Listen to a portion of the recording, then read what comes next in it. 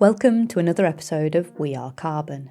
I'm Helen Fisher, and it's a little different this one because I'd like to take some time to welcome you to Winglewood. Or maybe let the birds do that for me. Winglewood has always been a very personal space in my imagination since being a child, and yet I decided to allow it to also become something much more tangible when I used it as the name for my food forest.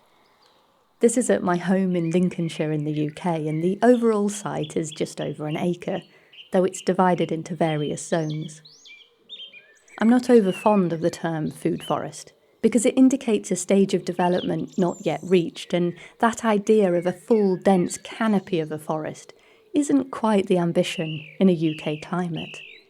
We want to ensure that there's always opening and plenty of light getting through for the food crops to develop.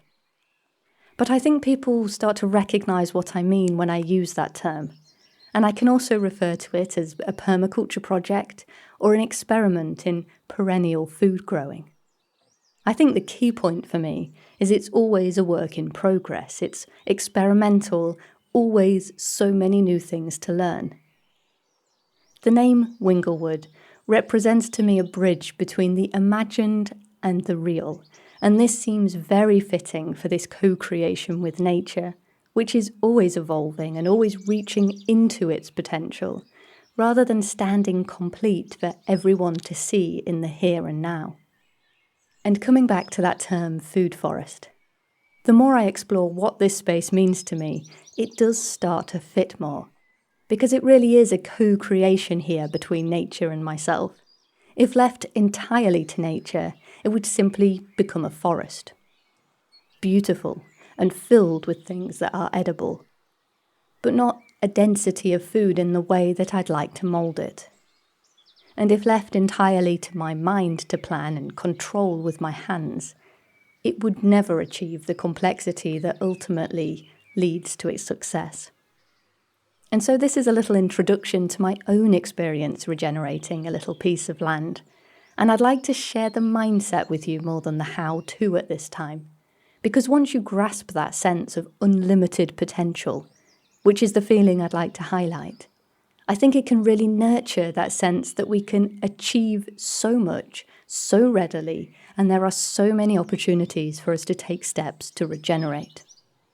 Simply being in this space, in my food forest, observing things, that in itself teaches. Creating this podcast really gives me a global context of the possibilities we have to regenerate.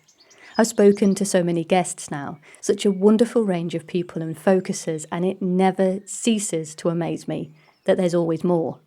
The stories of regeneration keep on expanding. But there is, of course, a push and pull feeling of realising that abundant potential that we have as a global community, and then coming back down to the reality of the here and now. Lots of ideas, even lots of pockets of activity that are just getting on and creating incredible results. And yet there's so many barriers, so many challenges to overcome before much of what's possible could ever get off the starting line. Usually it's money that blocks things, and drumming up enough belief in the yet-to-be-seen idea to get other people on board with it. Two very related barriers.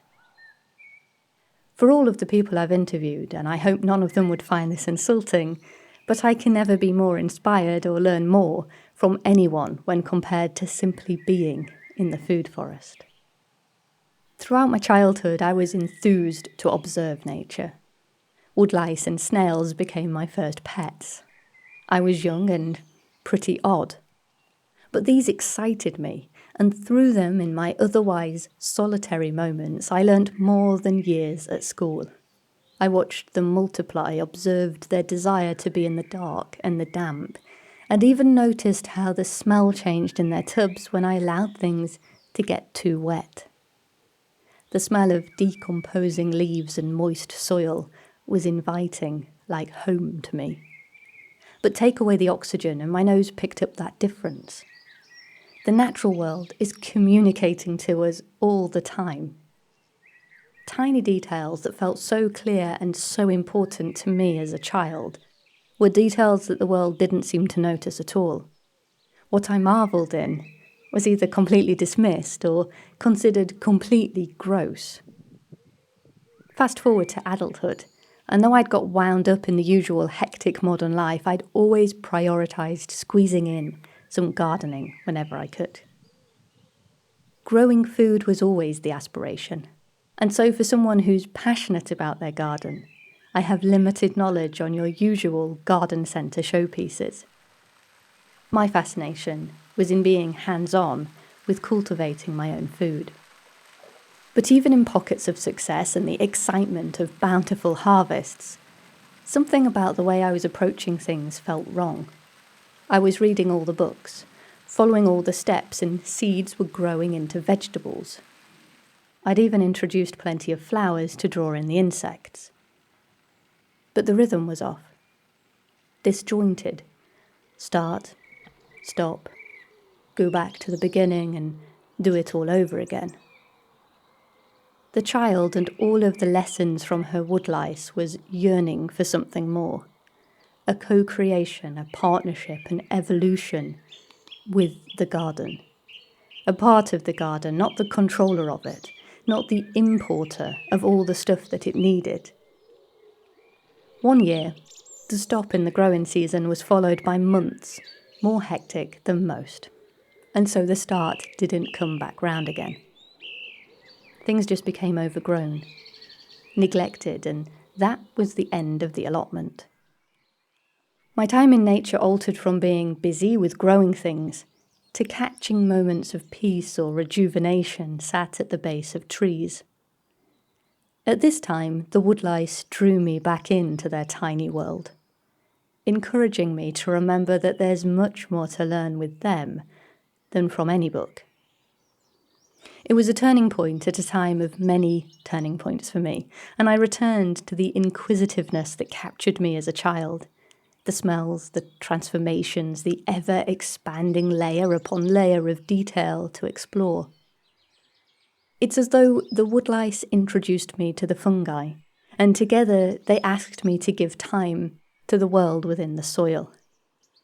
It was the starting point of my food forest. The stop-start rhythm of the growing season has now become an evolution that clearly builds one year upon the next, delighting in the unexpected and ever faster ways that it transforms, delighting me even more when my schedule causes me to neglect it and I can return to see it thriving, not deteriorating in my absence. There are large areas on my site which are simply left for nature to play with, and through that I can note the arrival of extraordinary new creatures with every season. Flowers I've not seen here before, followed by new insects and spiders, and then notably, new songs fill in the air from new birds, teaching so many lessons that I know I'll never be able to take note of them all. But it's hard to miss the lesson of a patch of land crying out to say, "We know what we're doing. Let us show you the way." It is a puzzle and a joy to me to realise that this journey on this particular acre was taking place at a time when so much was happening elsewhere, across the globe, yet in sync with what I was learning.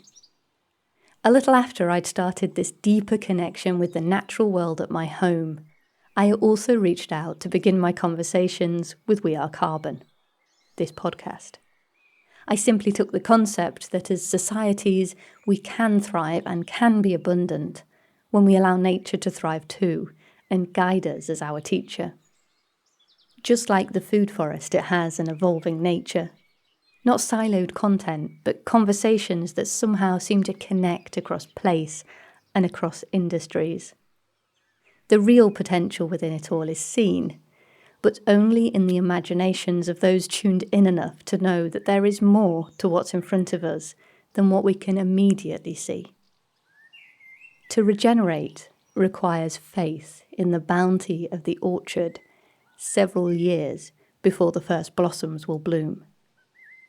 Many will look at the early days of a food forest and see nothing more than some young saplings hiding among overgrown weeds. and that's okay. But for those of us holding the harvest in sight, we might also recognise a metaphorical canopy that's being established across the globe through collaboration and community. I'm not entirely sure on the steps forward for that one, but just as I trust nature to organise the components in my food forest ever more confidently with every cycling year, I also trust in our ability to organise as community and tentatively achieve the same by letting nature be our teacher. Boundless lessons are available on every square metre of soil, and I can't emphasise enough how much value can come just by spending time in it.